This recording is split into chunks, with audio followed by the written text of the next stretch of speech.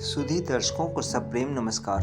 आपके लिए प्रस्तुत है श्रीमद् भगवत गीता के तीसरे अध्याय का महात्म्य। आपको हमारी वीडियोस टाइम से मिलती रहे, इसके लिए आप चैनल को सब्सक्राइब करें और यदि आपको हमारी वीडियोस अच्छी लगे तो आप इसे लाइक करें। धन्यवाद।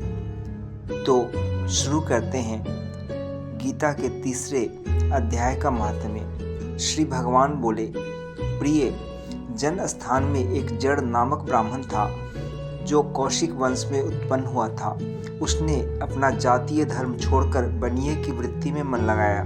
उसे पराई स्त्रियों के साथ व्यभिचार करने का व्यसन पड़ गया था। वह सदा जुआ खेलता, शराब पीता और शिकार खेलकर जीवों की हिंसा किया करता था। इसी प्रकार उसका समय बीतता था। धन नष्ट हो जाने पर वह व्यापार के लिए बहुत दूर उत्तर दिशा में चला गया। वहां से धन कमाकर घर की ओर लौटा। बहुत दूर तक का रास्ता उसने तय कर लिया था। एक दिन सूर्यास्त हो जाने पर जब दसों दिशाओं में अंधकार फैल गया, तब एक वृक्ष के नीचे उसे लुटेरों ने धर दबाया और शीघ्र ही उसके प्राण ले लिए। उसके धर्म का लोप हो गया था, इसलिए वह बड़ा भयानक प्रेत बना। उसका पुत्र बड़ा धर्मात्मा और वेदों का विद्वान था। उसने अब तक पिता के लौट आने की राह देखी। जब वे नहीं आए तब उनका पता लगाने के लिए वह स्वयं भी घर छोड़कर चल दिया। वह प्रतिदिन खोज करता, मगर राहगीरों से पूछने पर भी उससे उनका कुछ समाचार नहीं मिलता था। उसके बाद एक दिन एक मनुष्य से उसकी भेंट हुई जो उसके पिता का सहायक था। उससे सारा हाल जानकर उसने पिता की मृत्यु पर बहुत शोक किया। वह बड़ा बुद्धिमान था। बहुत कुछ सोच विचार कर पिता का पारलौकिक कर्म करने की इच्छा से आवश्यक सामग्री साथ ले उसने काशी जाने का विचार किया।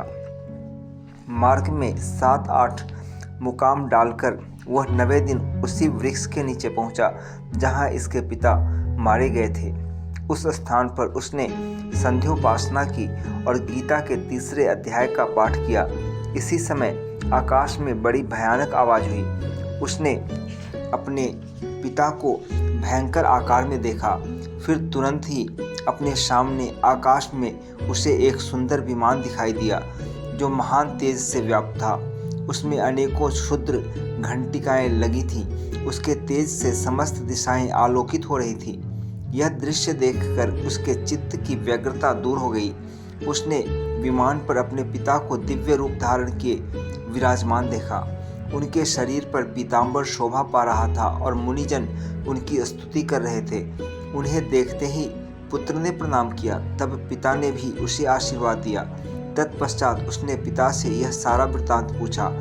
उसके उत्तर में पिता ने सब बातें बताकर इस प्रकार कहना प्रारंभ किया, बेटा, दैववश मेरे निकट गीता के तृतीय अध्याय का पाठ करके तुमने इस शरीर के द्वारा किए हुए दुस्त्यज्य कर्म बंधन से मुझे छुड़ा दिया।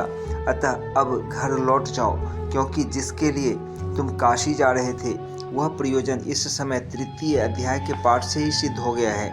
पिता के यूं कहने पर पुत्र ने पूछा, तात, मेरे हित का उपदेश दीजिए तथा और कोई कार्य जो मेरे लिए करने योग्य हो बतलाइए। तब पिता ने उससे कहा, अनघ, तुम्हें यही कार्य फिर करना है। मैंने जो कर्म किया है वही मेरे भाई ने भी किया था। इससे वे घोर नरक में पड़े हैं। उनका भी तुम्हें उद्धार करना चाहिए तथा मेरे कुल के और भी जितने लोग नरक में पड़े हैं उन सब का भी तुम्हारे द्वारा उद्धार हो जाना चाहिए। यही मेरा मनोरथ है बेटा। जिस साधन के द्वारा तुमने मुझे संकट से छुड़ाया उसी का अनुष्ठान औरों के लिए भी करना उचित है। उसका अनुष्ठान करके उससे होने वाला पुण्य उन नारकी जीवों को संकल्प करके दे दो। इससे वे समस्त पूर्वज मेरी ही तरह यातना से मुक्त हो स्वल्प काल में ही श्री विष्णु के परम पद को प्राप्त हो जाएंगे। पिता का यह संदेश सुनकर पुत्र ने कहा, तात, यदि ऐसी बात है और आपकी भी ऐसी ही रुचि है तो मैं समस्त नारकी जीवों का नरक से उद्धार कर दूंगा। यह सुनकर उसके पिता बोले, बेटा, एवमस्तु, तुम्हारा कल्याण हो। मेरा अत्यंत प्रिय कार्य संपन्न हो गया। इस प्रकार पुत्र को आश्वासन देकर उसके पिता भगवान विष्णु के परम धाम को चले गए। तत्पश्चात वह भी लौटकर जन्म स्थान में आया और परम सुंदर भगवान श्री कृष्ण के मंदिर में उनके समक्ष बैठकर पिता के आदेशानुसार गीता के 3रे अध्याय का पाठ करने लगा। उसने नारकी जीवों का उद्धार करने की इच्छा से गीता पाठ जनित सारा पुण्य संकल्प करके दे दिया। इसी बीच भगवान विष्णु के दूत यातना भोगने वाले नारकी जीवों को छुड़ाने के लिए यमराज के पास गए। यमराज ने नाना प्रकार के सत्कारों से उनका पूजन किया और कुशल पूछी। वे बोले, धर्मराज, हम लोगों के लिए सब और आनंद ही आनंद है। इस प्रकार सत्कार करके पितृलोक के सम्राट परम बुद्धिमान यम ने विष्णु दूतों से यमलोक में आने का कारण पूछा। तब विष्णु दूतों ने कहा, यमराज, शेष शैया पर शयन करने वाले भगवान विष्णु ने हम लोगों को आपके पास कुछ संदेश देने के लिए भेजा है। भगवान हम लोगों के मुख से आपकी कुशल पूछते हैं और यह आज्ञा देते हैं कि आप नरक में पड़े हुए समस्त प्राणियों को छोड़ दें। अमित तेजस्वी भगवान विष्णु का यह आदेश सुनकर यम ने मस्तक झुकाकर उसे स्वीकार किया और मन ही मन कुछ सोचा। तत्पश्चात मदोन्मत्त नारकी जीवों को नरक से मुक्त देखकर उनके साथी वे भगवान विष्णु के वास स्थान को चले। यमराज श्रेष्ठ विमान के द्वारा जहाँ क्षीर सागर है वहाँ जा पहुँचे। उसके भीतर कोटि कोटि सूर्यों के समान कांतिमान नील कमल दल के समान श्याम सुंदर लोकनाथ जगत गुरु श्री हरि का उन्होंने दर्शन किया। भगवान का तेज उनकी शैया बने हुए शेष नाग के फणों की मणियों के प्रकाश से दुगुना हो रहा था। वे आनंद युक्त दिखाई दे रहे थे। उनका हृदय प्रसन्नता से परिपूर्ण था। भगवती लक्ष्मी अपनी सरल चितवन से प्रेम पूर्वक उन्हें बार बार निहार रही थी। चारों ओर योगी जन भगवान की सेवा में खड़े थे। उन योगियों की आंखों के तारे ध्यानस्थ होने के कारण निश्चल प्रतीत होते थे। देवराज इंद्र अपने विरोधियों को परास्त करने के उद्देश्य से भगवान की स्तुति कर रहे थे। ब्रह्मा जी के मुख से निकले हुए वेदांत वाक्य मूर्तिमान होकर भगवान के गुणों का गान कर रहे थे। भगवान पूर्णतः संतुष्ट होने के साथ ही समस्त योनियों की ओर से उदासीन प्रतीत होते थे। जीवों में से जिन्होंने योग साधना के द्वारा अधिक पुण्य संचय किया था, उन सब को एक ही साथ वे कृपा दृष्टि से निहार रहे थे। भगवान अपने स्वरूप भूत अखिल चराचर जगत को आनंदपूर्ण दृष्टि से आमोदित कर रहे थे।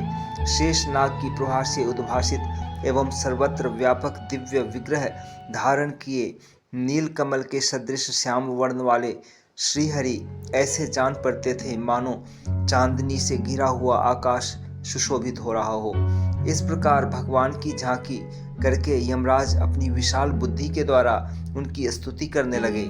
यमराज बोले, संपूर्ण जगत का निर्माण करने वाले हे परमेश्वर, आपका अंतःकरण अत्यंत निर्मल है। आपके मुख से ही वेदों का प्रादुर्भाव हुआ है। आप ही विश्व स्वरूप और इसके विधायक ब्रह्मा हैं। आपको नमस्कार है। अपने बल और वेग के कारण जो अत्यंत दुर्धर्ष प्रतीत होते हैं, ऐसे दान वेंद्रों का अभिमान चूर्ण करने वाले भगवान विष्णु को नमस्कार है। पालन के समय सत्वमय शरीर धारण करने वाले विश्व के आधारभूत सर्वव्यापी श्री हरि को नमस्कार है। समस्त देहधारियों की पातक राशि को दूर करने वाले परमात्मा को प्रणाम है। जिनके ललाटवर्ती नेत्र के तनिक सा खुलने पर भी आग की लपटें निकलने लगती हैं, उन रुद्र रूपधारी आप परमेश्वर को नमस्कार है। आप संपूर्ण विश्व के गुरु, आत्मा और महेश्वर हैं। अतः समस्त वैष्णव जनों को संकट से मुक्त करके उन पर अनुग्रह करते हैं। आप माया से विस्तार को प्राप्त हुए अखिल विश्व में व्याप्त होकर भी कभी माया अथवा उससे उत्पन्न होने वाले गुणों से मोहित नहीं होते। माया तथा माया जनित गुणों के बीच में स्थित होने पर भी आप पर उनमें से किसी का प्रभाव नहीं पड़ता। आपकी महिमा का अंत नहीं है, क्योंकि आप असीम हैं। फिर आप वाणी के विषय कैसे हो सकते हैं? अतः मेरा मौन रहना ही उचित है। इस प्रकार स्तुति करके यमराज ने हाथ जोड़कर कहा, जगत गुरु, आपके आदेश से इन जीवों को गुण रहित होने पर भी मैंने छोड़ दिया है। अब मेरे योग्य और जो कार्य हो उसे बताइए। उनके यों कहने पर भगवान मधुसूदन मेघ के समान गंभीर वाणी द्वारा मानो अमृत रस से सींचते हुए बोले, धर्मराज, तुम सबके प्रति समान भाव रखते हुए लोगों का पाप से उद्धार कर रहे हो। तुम पर देहधारियों का भार रखकर मैं निश्चिंत हूँ, अतः तुम अपना काम करो और अपने लोक को लौट जाओ। यूँ कहकर भगवान अंतर्धान हो गए। यमराज भी अपनी पुरी को लौट आए। तब वह ब्राह्मण अपनी जाति के और समस्त नारकी जीवों का नरक से उद्धार करके स्वयं भी श्रेष्ठ विमान द्वारा श्री विष्णु धाम को चला गया। ओम तत्सत, ओम तत्सत, ओम तत्सत।